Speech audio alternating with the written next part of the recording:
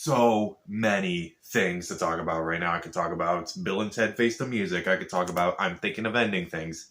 I could talk about Tenet, a spoiler review. I could talk about all of Christopher Nolan's movies ranked. I could talk about a lot of things right now.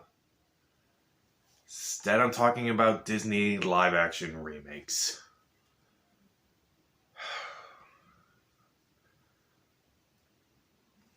If this doesn't prove that I can endure torture, I don't know what will. And there's only one way to celebrate the Disney live-action remakes, with Shrek. So, with the release of Mulan over the last couple weeks, I decided to watch and rank all the Disney remakes, all 16 of them. Originally, I watched them all back in February, because Mulan was supposed to come back out in March. And, yeah, this was an interesting watch for me. So I had a few rules. First, I did not include The Sorcerer's Apprentice because I haven't seen that one, and I guess it's based off short in Fantasia. Second, I didn't include Pete's Dragon. A lot of people put that in there for some reason. But since that's a live-action remake of a live-action movie, I figured there's no point in doing that. Also, I included Christopher Robin, even though it's not really a remake, but a lot of people consider it one of the live-action remakes, so why not? As you'll see from this list, why it's kind of on there. So, let's start off at the very bottom with The Lion King. At number 16, it's The Lion King remake. I hate the fact that I have to even say that, honestly. Don't get me wrong, don't get me wrong. The live-action remakes are made for money, but at least most of them try to be more than just cash grabs. This one doesn't. It doesn't even try. And I keep saying it tries so hard to be faithful to the source material without understanding why certain things happen in that movie. Also tries so hard to be realistic it tries to be a realistic take of that movie, and yet it loses all the spectacle of that movie. I mean, everything there on paper sounds really good. It's clearly stuck in the shadow of the original movie. I could go on and on about how much I hate that movie. But let's just say any movie that makes me look at a CGI ball of, ew. It deserves a special place in hell. I'll say that. At number 15, I am putting Alice Through the Looking Glass. The only thing that works in this movie is the fact that it's a lot more bright and colorful than the first Alice in Wonderland movie. But it is absolutely insane. Like, every moment, I'm just like, huh? What? Explain, please. And performances haven't really improved that much from the first one. It's very bland, very boring. I just couldn't care less about this. I cared about this one even less than the first Alice in Wonderland movie. And number 14 is 102 Dalmatians. This was a movie that I remember watching as a kid, like seeing it in the theater when I was like 6. And I'm kind of glad I blocked it out of my memory after rewatching it. This is a bland and oftentimes odd movie as well. This movie, I feel like, was supposed to be a Disney movie that's supposed to be released on VHS, and then Glenn Close signed on to reprise her role as Cruella de Vil. And yeah, there's a lot of moments in this movie where I'm like, I cannot believe that actually happened. Like, it's honestly almost borderline so bad it's good, but like, the new characters I didn't care about, the plot I didn't care about. Gerard Depardieu's costumes in this movie are hilarious to me. To think that anyone would actually think he's a fashion icon in this movie is hilarious. And I can understand why it's one of the forgotten live-action remakes. At number 13 is The Jungle Book of 1994. What can I say about this movie? Because it felt like it just copied a lot of things from other movies, except for The Jungle Book. I think I'll just put it at that. At number 12 is Alice in Wonderland. I remember watching this movie a decade ago, and I remember watching that. I forgot I was watching it while I was watching it. that says a lot. So I rewatched it, and it still bored me for the most part. It was gloomy, the acting was all over the place. It was literally if Hot Topic made Lord of the Rings. That's how I'll go with it. At number 10 and number 11, I'm going to do them both here because they're both movies in this franchise. Maleficent and Maleficent 2. Because they kind of interchange for me, because there's some things I like about each movie more than the other one, but that doesn't mean one's really better than the other. Maleficent, I don't care for, honestly. Angelina Jolie's good, the costume designs are good, the production design's good, the visual effects are mixed. It's like, oh, the trees and that forest, it's like, okay, that's really good, but then they have images that are just kind of creepy. Like CGI creatures that aren't rendered properly, particularly with the fairies. The fairies in this one are so annoying. And, Sleeping Beauty, I feel like it's one of the remakes, one of the movies that I feel like could be remade in an interesting way, but instead they kind of went in this wrong direction, honestly. Like, they changed the fairies to be these really annoying idiots. Aurora, who I thought was very bland in the original Sleeping Beauty. I don't care what anyone says. I thought she was bland here too. The prince is bland. Her father in this movie is so terrible. Pretty much every actor in this movie, aside from Angelina Jolie, is terrible. So, what else can I say about Maleficent? Oh yeah, the whole message at the end where it's like, she becomes the mother figure of Aurora. I don't like that, honestly. Like, Maleficent is supposed to be very evil, and I don't like the direction they went in this movie at all, which leads me into Maleficent 2, Mistress of Evil, which I thought was also bad, but also strangely bizarre. Like, the first act of this movie is basically Real Housewives of Disney. It's just nothing but snarky dialogue directed between Angelina Jolie and Michelle Pfeiffer.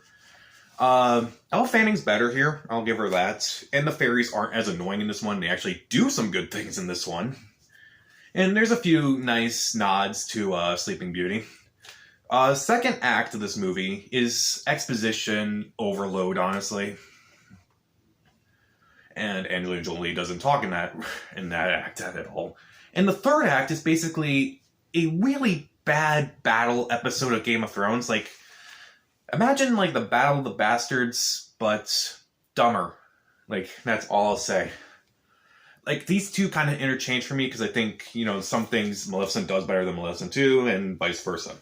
So, either way, they're still bad. I'm not going to bother watching them again. At number 9 is Lady and the Tramp. The only one until Mulan that was only available on Disney+, and you can kind of see why. Now, Lady and the Tramp is another one I feel like could be remade in some way. Like, okay, I know a lot of people really like the We Are Siamese song, but that song is not really that appropriate. So, in this one, I'm definitely glad that they changed it, but they kind of changed it to a song that's not really that memorable, honestly. Most of the music is not that memorable. The dogs are real, actually, but they kind of move their mouths to make it look like they're talking. Disney, stop making remakes with animals, honestly. Doesn't matter if they're CGI, doesn't matter if they're real. Stop it. It just didn't work for me. The romance didn't work for me as much. The human characters are also not really that interesting. The only scene in this movie that I thought was kind of good or kind of funny was the beginning of the Bella Notte scene where it's like, they're setting up for the dogs and their romantic dinner, and it cuts to a random couple. It's like, they said they were out of that. I'm like, okay, you got me, movie. It's very forgettable. I definitely do appreciate some of the changes they made in some way, but not enough to say this movie was good. At number 8, Mulan. I put it up so low on this list because I was so disappointed in this movie. Again, I keep saying this, Mulan is too perfect in this movie. And it drove me nuts to the point where I'm like, I hate this movie. It's like, pretty much everything that Mulan was as a character in the original movie, they just changed it completely, and I hated it. And I know a lot of these remakes, they either just change too much or change nothing at all, as you see from this list. But this one, it annoyed me for the sense that, okay, so the action I didn't like, Mulan I didn't care for, most of the characters I didn't really care for. The overall perfection of Mulan is annoying, honestly. And again, like I mentioned this in my Mulan review, but I didn't mention that with Rey in Star Wars or Captain Marvel. But here, it's too much, and I hated it. It's not worth the $30. Controversy aside, it's just not worth your time. Just watch the original, honestly. You'll enjoy yourself more.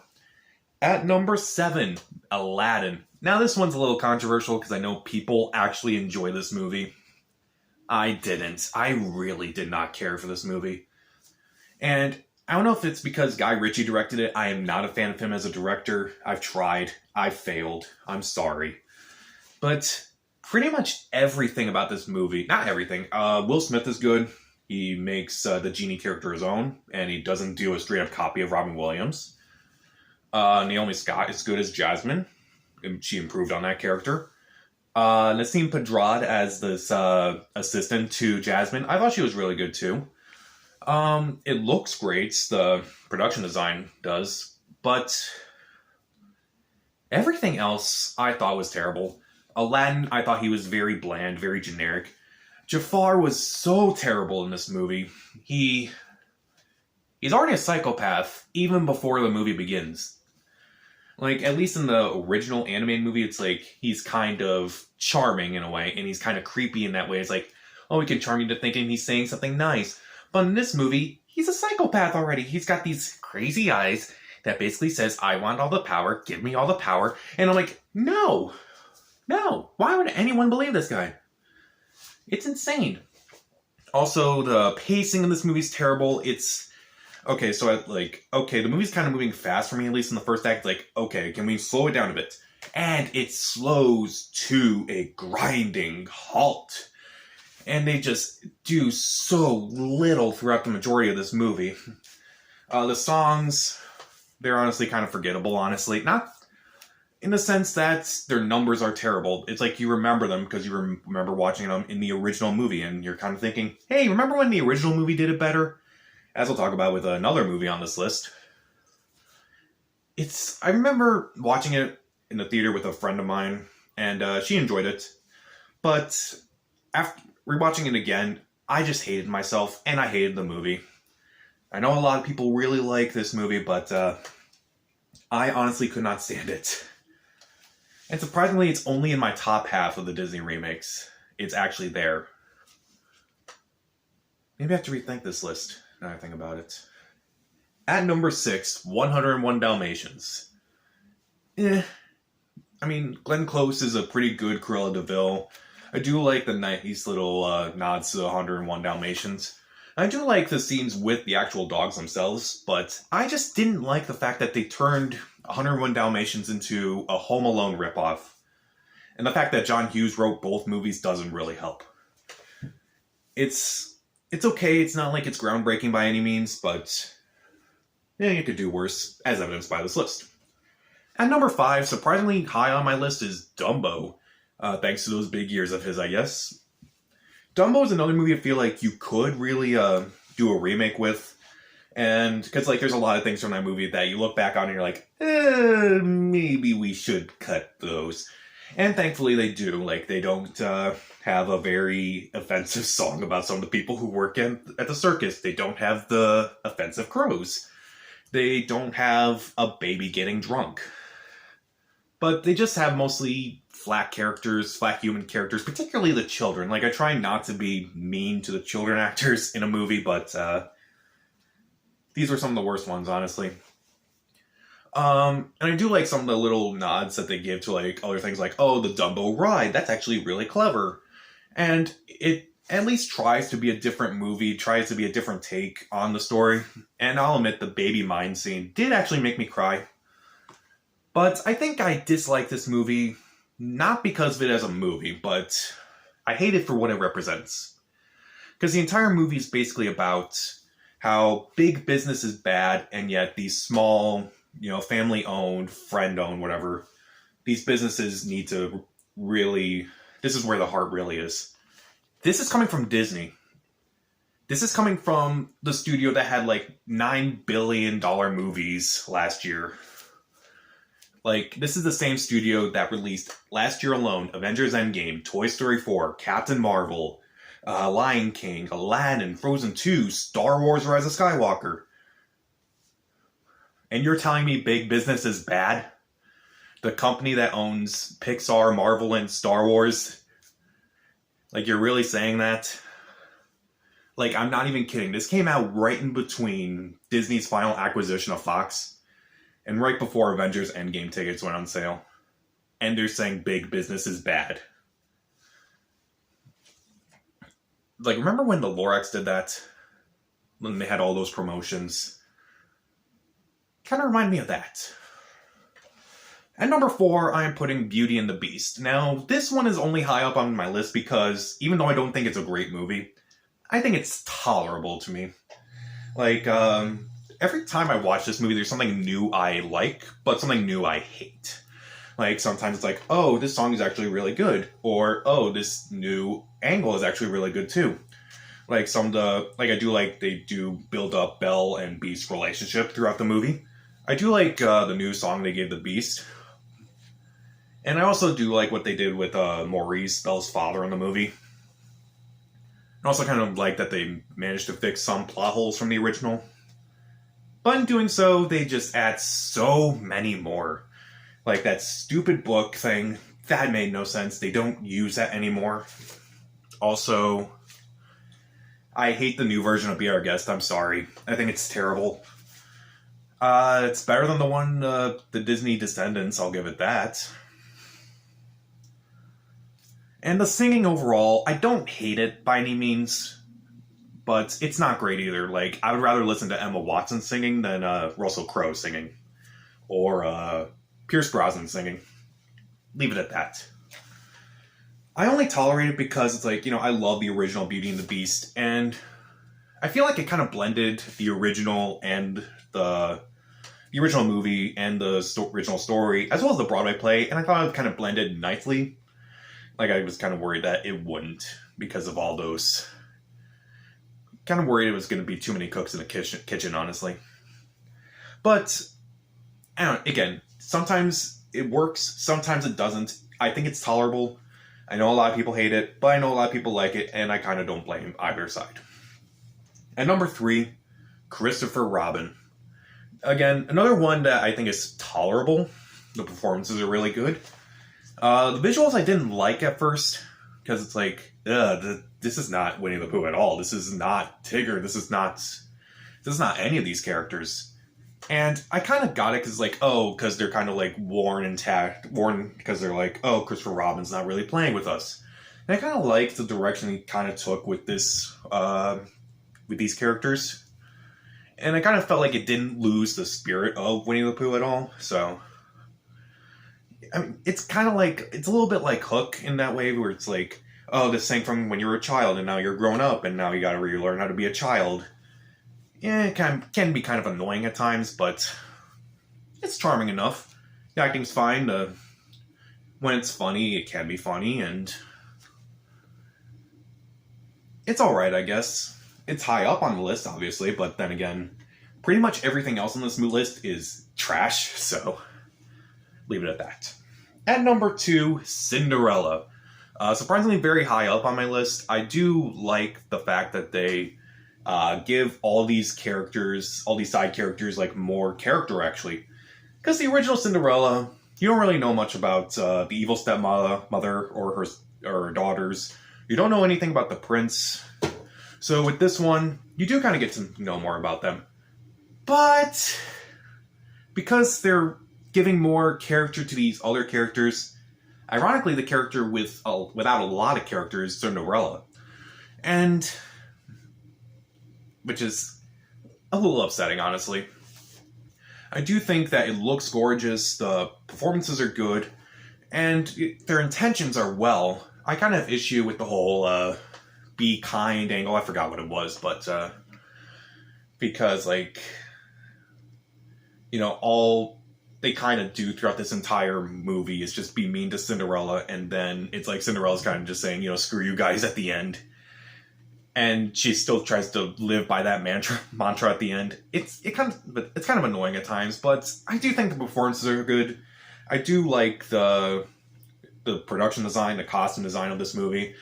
It's all right. I honestly don't remember the original Cinderella too much, but I'll definitely have to look back at that. And my favorite Disney live-action remake is The Jungle Book. It's the only one I own on Blu-ray, and deservedly so. The performances are great, the visuals are outstanding. It manages to blend so many different takes on The Jungle Book, like the original book and the animated movie. And I thought it did it very well. I thought it was actually darker than the original one, which is like, okay, this is actually kind of more serious and it kind of more adapting to the times, where it's like Jon Favreau said something about how the original one was about how the environment is dangerous and man can't survive here.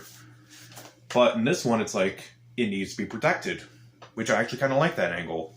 And I saw it in 3D. I thought it was absolutely gorgeous. And interestingly enough, Jon Favreau has the best Disney remake and the worst Disney remake, in my opinion. So, a little interesting there.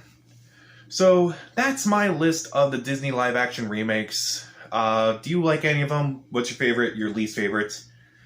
Comment down below, subscribe to the channel. This is Pat, and just watch the originals, honestly. For the most part.